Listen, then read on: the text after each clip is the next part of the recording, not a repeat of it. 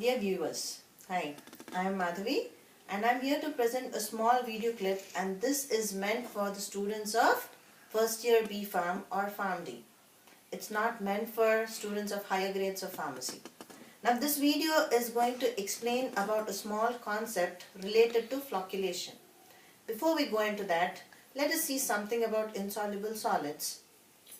This is some common salt which you are aware of. The minute you add water to this and stir it a little, it is going to dissolve. This, on the other hand, is your talcum powder.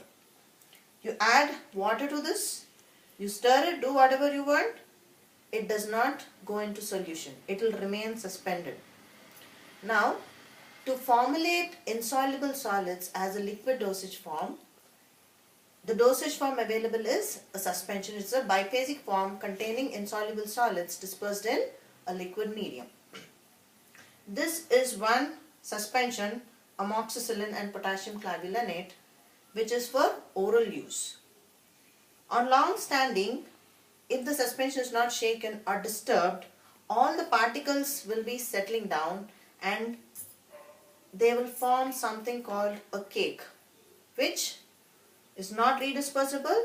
The drug will be at the base. Now when a patient is trying to consume such a caked suspension, what happens is the first dose will have a lower amount of drug compared to the larger doses. Entire drug will be remaining at the back and the therapeutic efficacy will be affected. One of the methods to overcome caking is by flocculation. What is flocculation? Flocculation is addition of a flocculating agent to a suspension wherein they will form loose aggregates by binding to each other. Right? Now, this is again going back to talcum powder. With the naked eye, it's not possible to see the individual particles and see what's going on in that.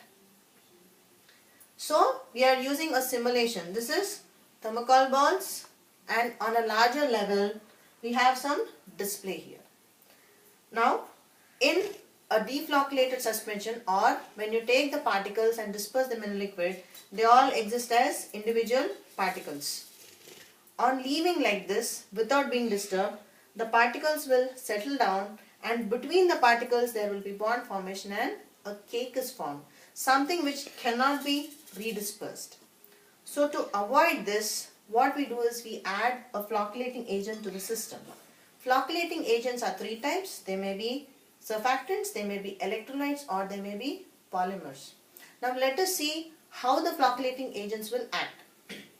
Consider a system of insoluble particles.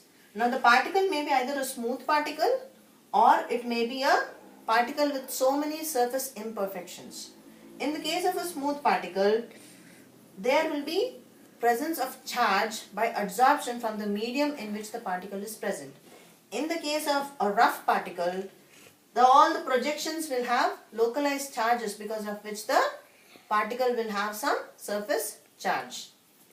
Now in this picture, the green color ribbon is symbolizing negative charge and the pink color is symbolizing positive charge. Take for example this particular particle, it is a positively charged particle. One example for a positively charged particle is bismuth subnitrate. Now assume all this as bismuth subnitrate particles.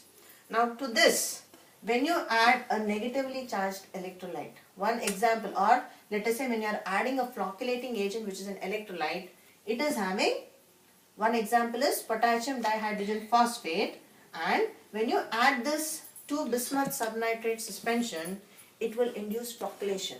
How is that happening? Now when you add a negative charged electrolyte to a positively charged system, you can see that some of the particles will have charge adsorbed onto them and the potential between these two will be changing. Overall, in a system on continuous addition, a few particles will have lesser charge, a few particles will have more charge, negativity or positivity, and they will form a lump or a loose aggregate. Now this is a flock. To show you even better, or in a particle size, you can see this. We have had some few thermocol balls which are flocked, or to depict a model flock. Now how does flock prevent caking? You can see in these two. In the case of a flocculated system, the volume is higher, the particles are distributed, they are larger, there are spaces between the particles, whereas here the space between the particles is less, and anything smaller than that will go and sit between them and it becomes a more compact mass. Here there is no chance for cake formation because the particles or the aggregates are much larger in size than the individual particles. Right? So this is the method by which electrolytes are acting as flocculating agents, thereby modifying the surface charge slightly and thus inducing flocculation. The other method of flocculation is by adding polymers. Now what is a polymer? Polymer is like a chain, a long molecule with high molecular weight. Polymer also will have certain charges on its surface. Now when you are putting a polymer or adding a polymer to the system, it will absorb, or a particle will go and bind itself onto the polymer. Now because the polymer is having such long chains, many particles may get entangled and form a loose aggregate which is a flock. Right? So this is the principle of inducing flocculation by using electrolytes and by using polymers. And because there are loose aggregates, when you shake the system, the flocks will all be redispersed to give a deflocculated, or individual particles will be formed and the dosing is not affected. So I hope this video is helpful in explaining to you about the small concept of flocculation and what are the additional topics that you need to know that are related to it.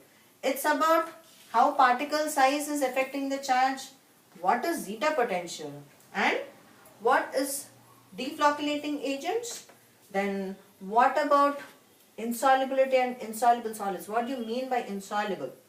These are certain things that you need to know, and of course definitely a point that you won't miss is DLBO theory.